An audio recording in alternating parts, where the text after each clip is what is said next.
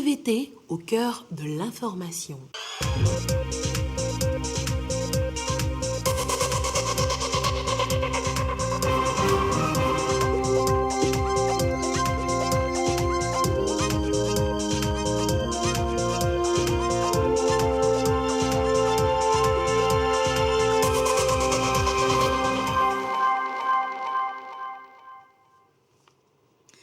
Il est l'heure du journal sur la télévision togolaise. Madame, Monsieur, bonsoir et voici les titres de cette édition.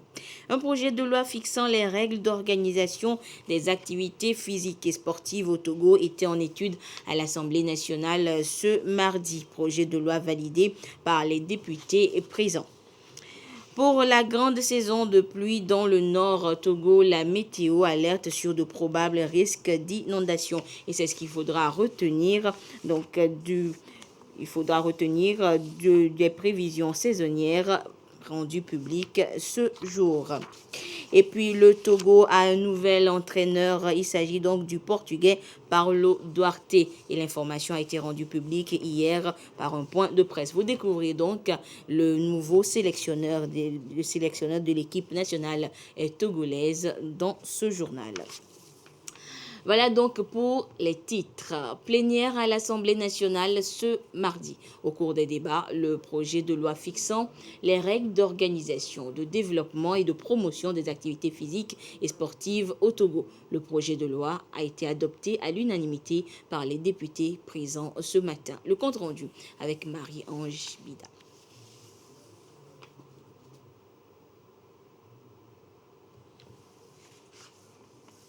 Je disais donc que les députés à l'Assemblée nationale étaient réunis en plénière ce mardi donc pour étudier le projet de loi fixant les règles d'organisation, de développement et de promotion des activités physiques et sportives dans notre pays. Et le dit projet de loi a été adopté à l'unanimité par les députés présents à l'Assemblée plénière ce matin. Le compte rendu donc de la rencontre avec Marie-Ange Bida.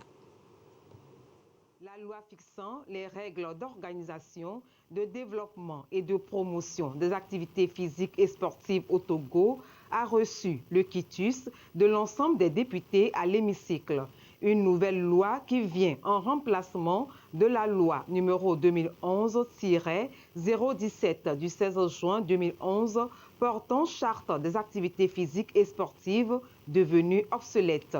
Une démarche proposée par le gouvernement pour être en phase avec les ambitions du Plan national de développement et la feuille de route gouvernementale. Le monde sportif connaît au plan international une évolution vertigineuse dont les implications ne cessent d'impacter la pratique et les disciplines sportives au niveau de chaque pays. Le Togo, notre pays, conscient de cet état d'esprit, s'est donc engagé dans une politique de réforme en vue du développement et de la professionnalisation de la pratique des activités physiques et sportives à l'effet de faire émerger une économie sportive structurante et résiliente à même de créer des emplois décents et de contribuer au développement socio-économique.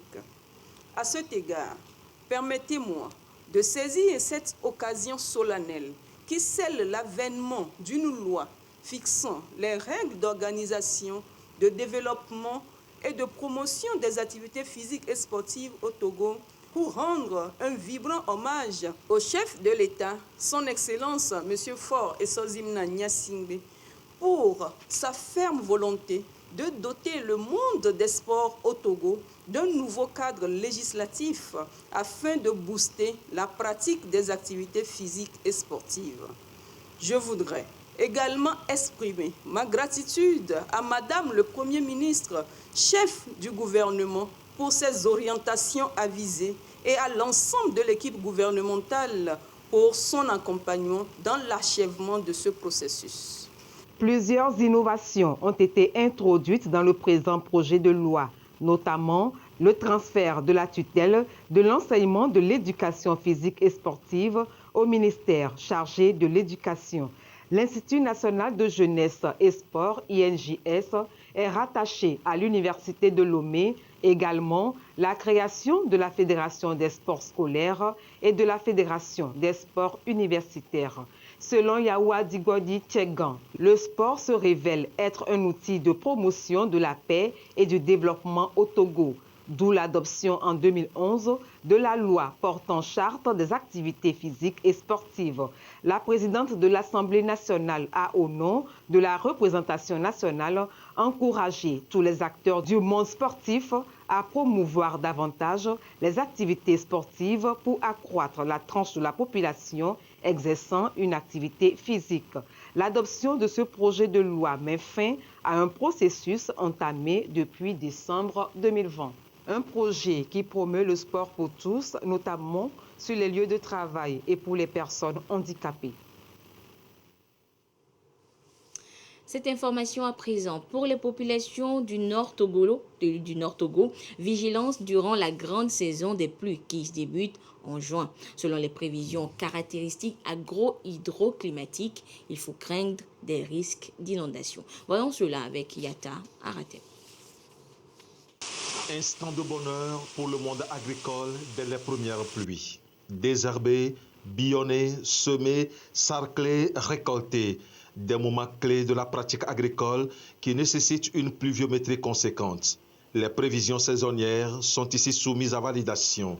Elles concernent le Nord Togo. Au niveau du Grand Nord, on aura en matière de quantité de pluie, c'est-à-dire de cumul, on aura une situation normale qui va aller à excédentaire. En matière de démarrage des pluies, la saison va démarrer beaucoup plus tardive et va prendre fin beaucoup plus tardive. Donc cela voudra dire qu'on aura une saison normale. Donc on aura des pluies qui vont permettre aux agriculteurs de bien faire leur culture. Donc au niveau des écoulements et par rapport à l'ensemble du pays, on a 3 grands bassins. On a le bassin de Loti qui est au Grand Nord. Donc à ce niveau, on aura un écoulement qui va aller de normal à accidentaire. Donc c'est la même chose au niveau du bassin du Mono dans le sud, où on aura aussi un écoulement qui va aller de normal à excédentaire. Dans la zone du lac Togo, on va avoir un écoulement qui va aller d'une manière excédentaire. Au vu de ces prévisions saisonnières qui impactent les activités agricoles, sociales et économiques, les experts font des mises au point. Les populations doivent s'intéresser aux informations météorologiques, surtout les populations rurales, parce que les dates de début vraiment sont très importantes au démarrage, surtout des semis. Et surtout les populations vivant au niveau des bassins, il va falloir faire beaucoup plus attention par rapport à ces périodes-là que nous sommes en train d'annoncer. Il va falloir dès maintenant voir si on peut essayer de quitter les lieux pour trouver les lieux les plus sûrs et éviter les conséquences les plus néfastes qui vont être entraînées par les débordements et les inondations au niveau de ces bassins-là. Les besoins en données et informations météorologiques deviennent ainsi une nécessité pour prévoir et anticiper sur les catastrophes naturelles liées au climat. Plus de pluie pour une meilleure végétation et donc une meilleure foresterie. Le Togo lance justement le 2e inventaire forestier après celui de 2015 à 2016. Un travail de terrain qui marque un suivi régulier. Pour le compte de la région centrale, par exemple, des agents botanistes et forestiers vont démarrer la collecte pour à terme avoir des données afin de mieux gérer les ressources forestières. Depuis la région centrale, la correspondance de Désiré Aloy. La forêt est une ressource naturelle très importante dans l'équilibre écologique. Elle contribue à la bonne pluviométrie et assure le développement de l'écosystème.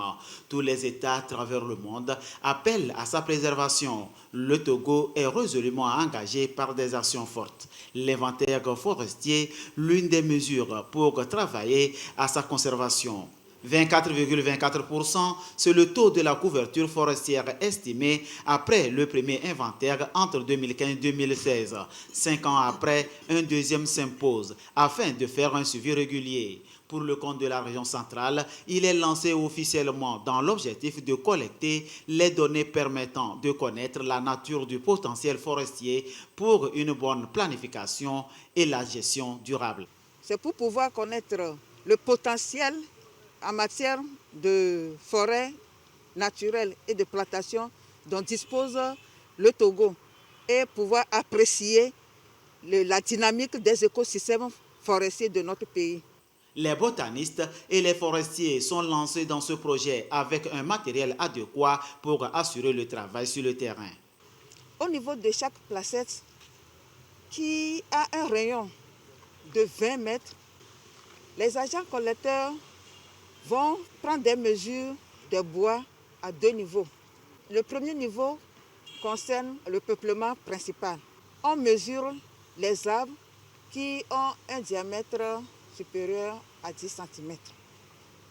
Le deuxième niveau, c'est au niveau du sous-bois. Le sous-bois a un rayon de 4 mètres. Et au niveau du sous-bois, les arbres à mesurer sont ceux qui ont un diamètre compris entre 5 et 10 cm et ayant une hauteur supérieure ou égale à 110 cm. Cet inventaire phase 2 permettra au Togo d'avoir des éléments nécessaires, des informations pertinentes conduisant à améliorer la couverture forestière à l'horizon 2025. RED Plus appuie le ministère en charge des ressources forestières dans ce projet urgent. Et le 1er juin prochain, bon nombre de Togolais vont encore respecter la tradition de la mise en terre de jeunes plants. Mais quels plants mettre en terre? Eh bien, l'ONG Graines de Vie vous en offre gratuitement à partir du 15 mai prochain. Albertine Yakin nous en parle. Éviter certainement à la population sans préparation une action relative à la mise en terre des plants le 1er juin prochain. L'ONG Graines de Vie a conçu une plateforme de production de pépinières depuis 6 mois. L'espace doit être auprès d'un cours d'eau et il doit être aussi bien en soleil. Après 2 semaines, 3 semaines, on voit pour chaque graine. C'est à ce moment maintenant qu'on les repique sur les pots. Et après, on fait les entretiens, on les couvre avec des sombrières. Le résultat obtenu est présenté ici par l'un des acteurs. Une réussite parfaite, palpable. Avant de commencer toute pépinière, nous sensibilisons le village sur l'importance du reboisement et nous les demandons quel type d'arbres ils ont besoin. Principalement à Akpalimé, presque toutes les femmes font de l'huile rouge. C'est le pourquoi l'on a produit le palmier. On a la cola. On les plante souvent dans les cacahuètes ou aussi sur les mots. En un temps record, le CG de Agrippa Toji Akpalimé a servi d'expérimentation le 1er juin 2020 à la plantation du bois d'œuvre. On a organisé ce reboisement à Agrippa Toji. Et voilà aujourd'hui un exemple d'arbre à moins d'1 an qui est à ce niveau-là.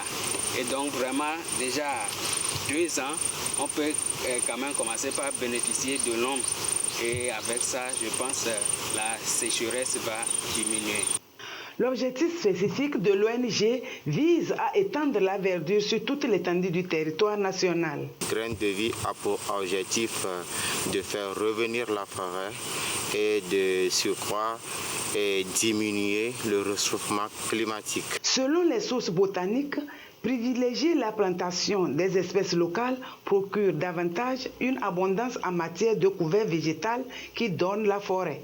Les mêmes sources révèlent que les plantes produisent la majeure partie de l'oxygène que nous consommons comme aliment. Usine naturelle, les plantes attirent la pluie. C'est pourquoi l'augmentation du volume des pépinières s'avère nécessaire et indispensable. Hors du Togo, 2 semaines après la mort du président Idriss Déby Itno, la situation politique au Tchad est toujours aussi mouvementée. L'Union africaine appelle au dialogue politique et selon Mohamed Idriss Farah, chef de la mission d'enquête de l'Union africaine, c'est au peuple tchadien lui-même de sortir le pays de la crise.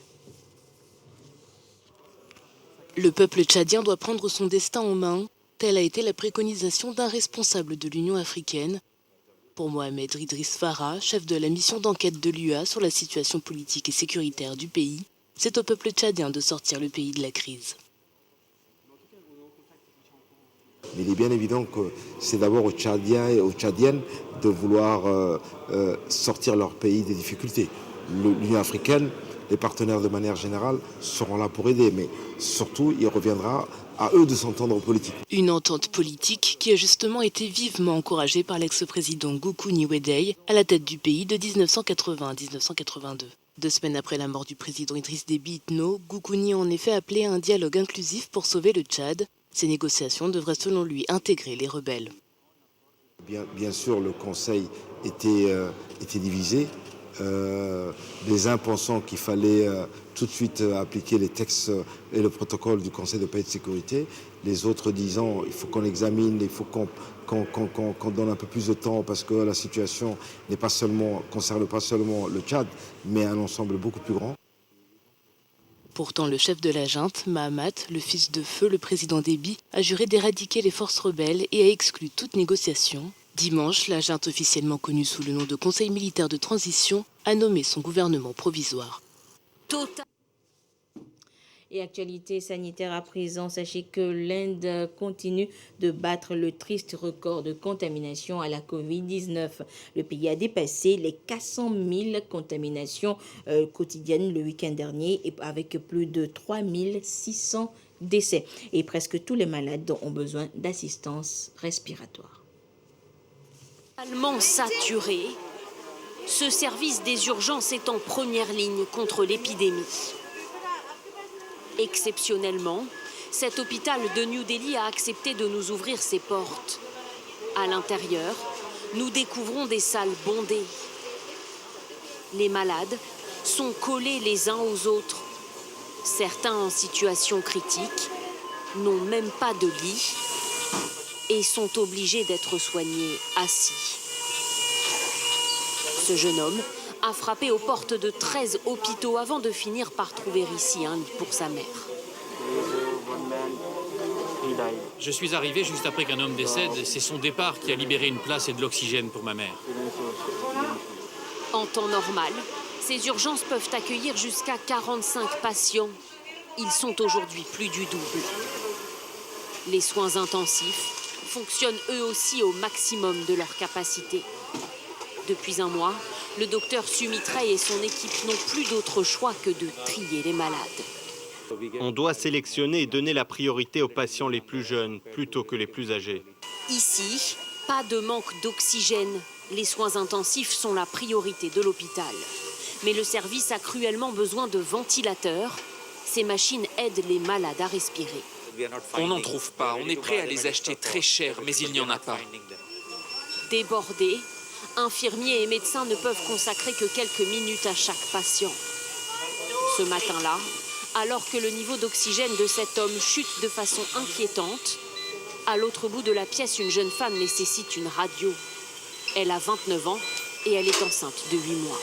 Nous avons 5 femmes enceintes au total. Pendant la première vague, nous les avons toutes sauvées. Mais cette fois-ci, on ne sait pas.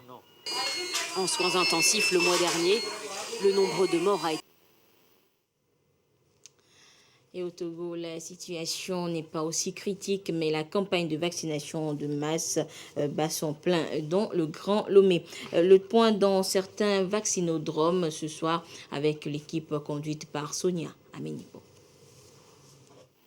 La campagne de vaccination de masse se poursuit et beaucoup se rendent dans les vaccinodromes à l'instar de ce septuagénaire. Si je viens maintenant, c'est compte tenu de ma santé. J'étais un peu malade.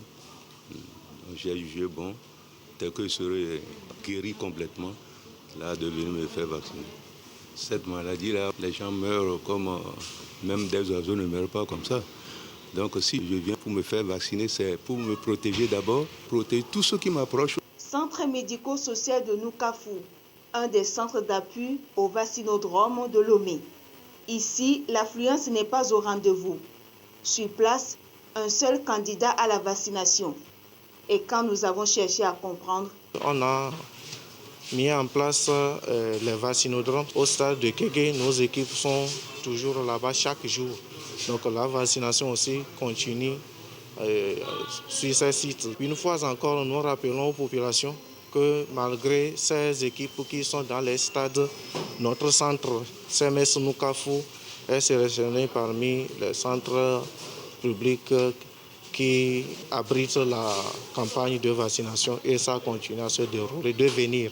Alors effectivement, la vaccination dans les formations sanitaires a repris la semaine passée. Et comme c'était dans les stades, les vaccinodromes, que ça continuait, les gens allaient toujours là et on a eu un petit souci par rapport au démarrage dans le centre parce que les gens ne sont plus très habitués à venir dans les formations sanitaires. Et aussi, nous avons activé nos acteurs communautaires, les chefs quartiers, les leaders communautaires, pour qu'ils puissent informer la population que la vaccination a repris dans les formations sanitaires. Donc actuellement, ils arrivent, à compte-gouttes, mais ils arrivent. Au CMS du Massessé, le constat est le même. Pour toucher beaucoup de monde, une équipe est instituée au marché du quartier. Le temps même de se déplacer, aller vers les centres, à défaut de temps, j'y arrive pas. Donc ce matin aussi, Dieu a fait que j'ai eu un peu de temps, j'ai vu que c'est un peu proche de moi. Ici, nous sommes au niveau du marché à Dewi. Les gens viennent et on a mis en place une équipe des AIC qui passent dans les maisons pour la mobilisation, pour informer la population. On a déployé une équipe de vaccination au niveau du marché même. Et c'est ce qui fait que nous recevons les gens. Les gens s'intéressent à la vaccination, ils s'intéressent. Certains viennent, ils témoignent, ils vont aller chercher leurs collègues qui vont venir se faire vacciner. Les centres de santé retenus dans cette nouvelle stratégie sont toujours ouverts pour permettre au pays d'atteindre le plus grand nombre possible de personnes vaccinées pour justement gagner le pari de l'immunité collective. Et à ce jour du mardi 4 mai 2021, la situation de la pandémie au nouveau coronavirus Covid-19 au Togo se présente comme suit. Le nombre de cas confirmés est de 13 037. 20 nouveaux cas depuis hier. Le nombre de personnes guéries est de 11 306. 25 nouveaux guéris depuis hier. Le nombre de cas actifs s'élève à 1608 et le nombre de décès est de 123. Un communiqué signé par le ministre de la Santé, de l'Hygiène publique et de l'Accès universel aux soins, professeur Moustapha Mijiawa. Le respect des droits des enfants passe par une meilleure prise en charge et la protection des enfants vulnérables. Et c'est ce que veut faire justement le village d'enfants SOS à travers son programme Approche régionale pour la protection de l'enfance et de la jeunesse. Voyons cela avec Edwige Atakpabasabi et Sonia Aminiko. Toucher la barre efficace d'au moins 6 000 enfants pour une prise en charge, SOS Village d'enfants s'y emploie. Le projet APERGE, Approche régionale pour la protection de l'enfance et de la jeunesse, c'est le canal choisi à cet effet. Il va être déroulé dans 3 pays de la sous-région, notamment le Burkina Faso, la Côte d'Ivoire et le Togo, à travers 18 localités. Beaucoup d'enfants sont laissés pour compte. Même pour des familles pour lesquelles il y a un ou les 2 parents, il y a toujours un problème. Pour accompagner l'enfant jusqu'à son âge d'adulte, il y a problème. Avant, l'Afrique était reconnue comme au niveau communautaire un continent qui protège. De plus en plus, nous ne l'avons plus. Vous voyez tout ce qu'il y a comme migration tout au long du corridor. Donc, tout ce problème a été mûri, analysé. Les représentants des associations venus des 3 pays se forment pour une exécution efficace du projet. SOS Village d'enfants entend à travers ce projet mettre en place un environnement éducatif propice aux enfants bénéficiaires. Le genre aujourd'hui est un défi qui s'impose à nous dans nos communautés et ce programme vient faire en sorte que les filles et les garçons puissent jouir de leurs droits. L'approche régionale pour la protection de l'enfance et de la jeunesse est un projet démarré en janvier 2021 grâce au soutien de l'Agence française de développement AFD. Il va prendre fin en 2023. Le ministre de la Sécurité et de la Protection civile communique.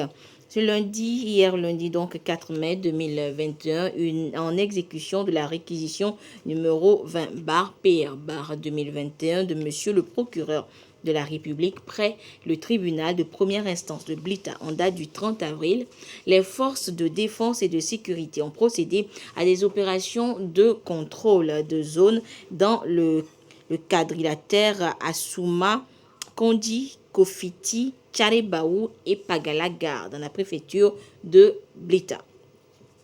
Ces opérations de prévention et de lutte contre la criminalité sous toutes ses formes s'inscrivent dans le cadre du renforcement de la protection des populations et de leurs biens sur notre territoire face à la montée de nouvelles menaces sécuritaires.